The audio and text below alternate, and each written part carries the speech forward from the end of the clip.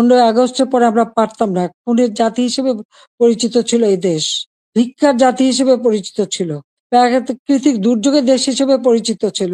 আমি সেখান থেকে বাংলাদেশকে উন্নত করে উন্নয়নের রোল মডেল হিসেবে সারা বিশ্বে বাংলাদেশের সম্মান নিয়ে এসেছিলাম। যারা আমাকে স্বৈরাচার বলেন, গণহত্যা বলেন, আজকে আমার জিজ্ঞাসা, আজকে যে বাংলাদেশের যে অবস্থা চলছে, এই যে পুলিশ হত্যা, আওয়ামী লীগের প্রায় 400 মতো নেতাকর্মীকে নির্মমভাবে হত্যা করা হয়েছে, হাত কেটে, পা কেটে, গলা কেটে হত্যা করা, ছাত্র, যুবক, মহিলা কেউ তো ছাড়া পাচ্ছে না। ছেলেকে পায় না বলে মাকে গ্রেপ্তার করা, মাকে গাছের সাথে বেঁধে অপমান করা, জায়নামাজের উপরে কুপিয়ে মারা অথবা আগুন দিয়ে পুড়িয়ে ফেলা, এ কি বর্বরতা! তো এরা কারা? এরা কি গণহত্যাকারী না? এরা কি স্বেচ্ছাচারী না?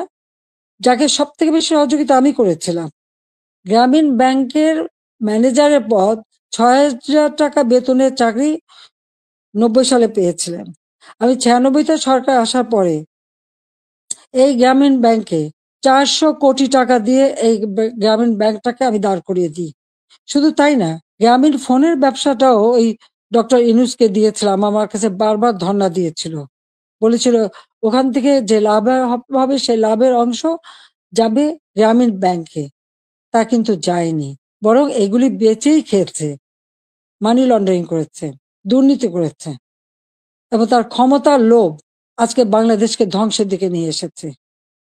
একটি মানুষের ক্ষমতার লোভ বাংলাদেশকে জ্বালিয়ে পুড়ে ছারখার করে দিচ্ছে। তার মধ্যে কি এতটুকু মনুষ্যত্ব বোধ নেই? কৃতজ্ঞতা বোধ নেই?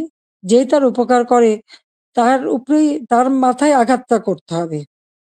কিন্তু লাখো শহীদের রক্তের বিনিময়ে যে পতাকা পেয়েছি, যে সংবিধান পেয়েছি, যে স্বাধীনতা পেয়েছি, তা ওই কয়েকজন বুলডোজার দিয়ে ভেঙে গুড়িয়ে দেবে এ শক্তি তাদের হয়নি এখনো। এটা তাদের দুর্বলতার প্রকাশ। তারা একটা দালান ভাঙতে পারে, কিন্তু ইতিহাসকে তারা ধ্বংস করতে পারে না। ইতিহাস কিন্তু তার প্রতিশোধ নেয়, এটাও তাদের মনে রাখতে হবে। একবার মুছে ফেলা হয়েছিল 75-এর পর, এরপরে আবার এখন শুরু। যারা এটা করছে তারা তাদের হীনমন্যতার পরিচয় দিচ্ছে। তাদের কাছে বোধহয় বাংলাদেশের স্বাধীনতাটা পছন্দ হয় না, ওই পাকিস্তানিদের মানে অধীনে থাকা আর তাদের পদলেহন করাটাই তাদের বোধহয় পছন্দ। অথচ কোভিডের সময় যখন অর্থনৈতিক মন্দা বিশ্বব্যাপী, তখনও আমরা ঠিক 1লা জানুয়ারি আমাদের শিক্ষার্থীদের হাতে বই তুলে দিয়েছিলাম সময় মতো।